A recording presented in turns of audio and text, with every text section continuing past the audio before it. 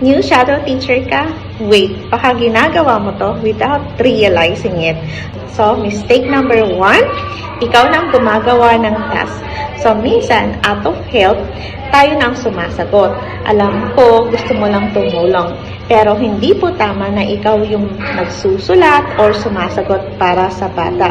Remember ha, support ka at hindi ikaw dapat ang gumagawa.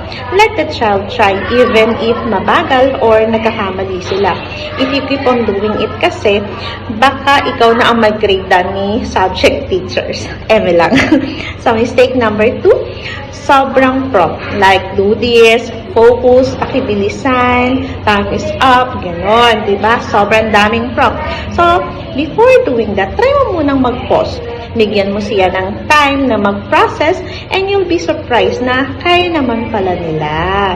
And then, mistake number 3, hindi ka naka-align sa teacher, pala desisyon ka, charot. So, ibang instructions mo sa subject teacher. So, always follow the general or spec teacher's plan. That's what you call teamwork. So, always check in, dapat team kayo. Dapat same approach para hindi nalilito si learner o yung bata. And then, mistake number 4, napapagalitan or napupuna mo kagad yung behavior. So, dapat hindi po ganon.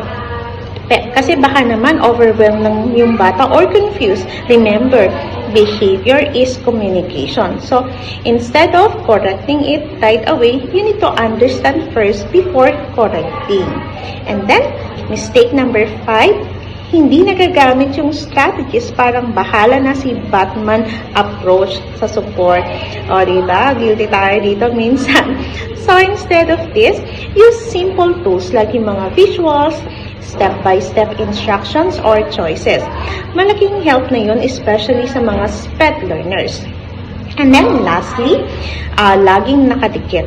Kaya kahit kaya na niya, nandyan ka pa rin naka-assist and minsan nabibaby na rin natin yung learner.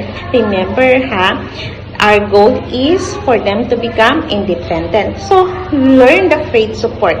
So, unti-unti tayong mag-let go. Being a shadow teacher is not just about assisting. It's about helping a child succeed on their own. So, hindi mo kailangan maging perfect kasi nobody's perfect. Pero, kailangan mong maging intentional. So, if you learn something, say mo to. Lalo na if first time mo as a shadow teacher.